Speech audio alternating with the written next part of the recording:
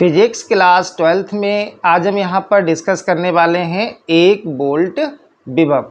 Last class में हमने देखा था कि वैद्युत विभव क्या होता है और ये जो टॉपिक है आपका ये वैद्युत विभव से ही रिलेटिव है। अगर आपने वैद्युत विभव की क्लास नहीं देखी है तो आप प्लेलिस्ट में जाके देख सकते हैं, क्योंकि अगर आप वैद्युत विभव की क्लास पहले करते हैं तो फिर ये आपको बहुत अच्छे से समझ में आएगा। तो देखो यहाँ पर हमें क्या देखना है कि एक वोल्ट विभव, ठीक है।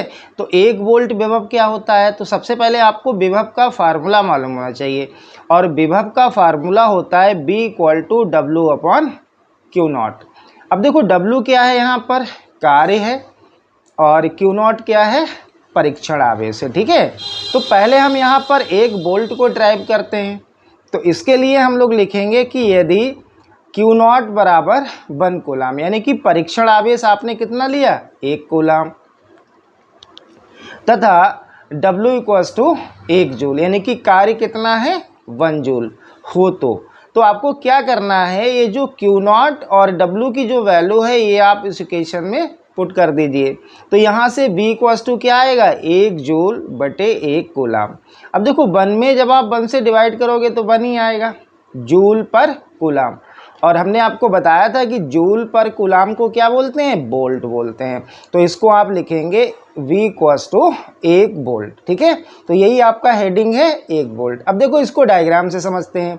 ये यहाँ पर क्या है, प्लस का आवेश है और प्लस के आवेश के चारों ओर क्या होगा, वैद्युत क्षेत्र होगा।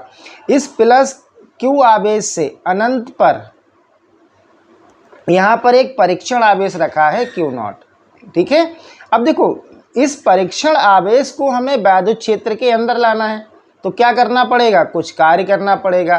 कार्य क्यों करना पड़ेगा, क्योंकि ये प्लस का आवेश है, ये इसको प्रतिकर्षित करेगा, यानी कि इन दोनों के बिटवीन क्या होगा, फोर्स ऑफ रिपल्सन होगा, ये वाला इसको रिपेल करेगा। तो देखो यहाँ पर नॉर्मली अगर आप समझें तो वैद्युत विभव की परिभाषा क्या होती है, जो हमने आपको लास्ट क्लास में समझाया था कि अनंत पर स्थित परीक्षण आवेश को एक समान वैद्युत क्षेत्र में किसी बिंदु तक लाने में किया गया कार्य W, ठीक है, और परीक्षण आवेश का अनुपात वैद्युत विभव कहलाता है। तो इसी डेफिनेशन से आप इसकी डेफिनेशन भी ड्राइव कर सकते हैं। कैसे, देखो यहाँ पर चेंज क्या है, अनंत पर स्थित 1 कूलम परीक्षण आवेश को, ठीक है, यानी कि अनंत पर स्थित 1 कूलम परीक्षण आवेश को एक समान वैद्युत क्षेत्र में किसी बिंदु तक लाने में किया गया कार्य 1 जूल हो तो उस बिंदु पर वैद्युत विभव कितना होगा, 1 वोल्ट होगा।